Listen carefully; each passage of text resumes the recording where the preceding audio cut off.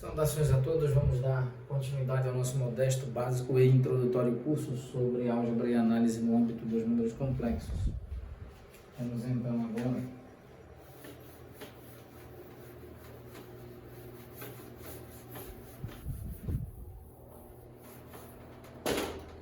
analisar então y igual a r seno de θ.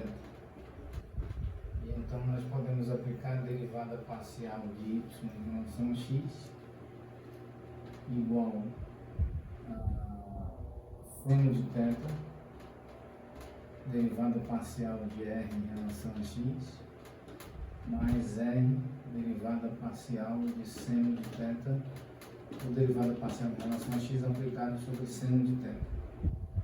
Então, a derivada parcial de y em relação a x pode ser expressa como seno de θ multiplicado pela derivada parcial de r em relação a x mais r, derivada em relação a θ aplicado sobre seno de θ, e aqui multiplicado pela derivada parcial de θ em relação a x.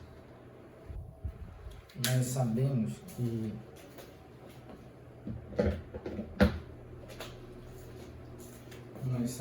que derivada parcial de y em relação a x é igual a zero, pois y não apresenta dependência funcional explícita em termos de x.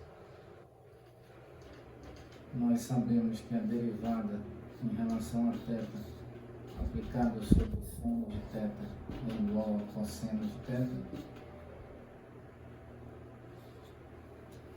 Pois bem, então, aqui nós podemos escrever zero igual a seno de θ multiplicado pela derivada parcial de r em relação a x mais cosseno de θ multiplicado por r multiplicado pela derivada parcial de θ em relação a x.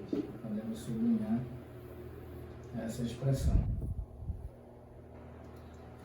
Pois bem, então agora vamos analisar essa expressão e essa expressão e tentarmos escolher apropriada e adequadamente qual é a derivada parcial de r em relação a x que satisfaz e qual é a derivada parcial de θ em relação a x, de modo que ambas as equações sejam devidamente satisfeitas.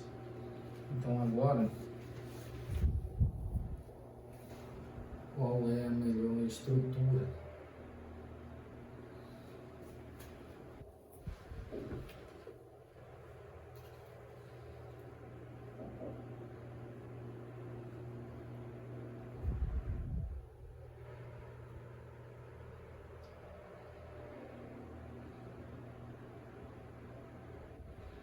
Vamos fazer a seguinte proposição.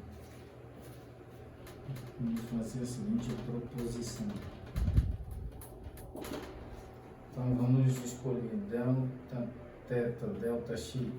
derivada parcial de θ em relação a x como menos 1 multiplicado por seno de θ dividido por r. E vamos propor também derivada parcial de r em relação a x como cosseno de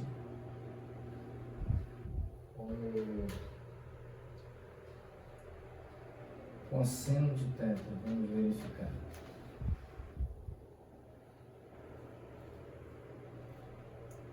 Vamos tentar então essas duas proposições. Então, vamos considerar essa proposição e essa proposição, fazer a substituição em ambas as equações e verificar se ambas as equações são devidamente satisfeitas. Se essas proposições satisfizerem as duas equações, então elas são extremamente coerentes e deverão ser consideradas aqui para a estruturação das equações de Cauchy-Riemann no âmbito das coordenadas polares, ou sob contexto das coordenadas polares. Muito bem, vamos encerrar nesse ponto, retomaremos oportunamente. Muito obrigado a todos.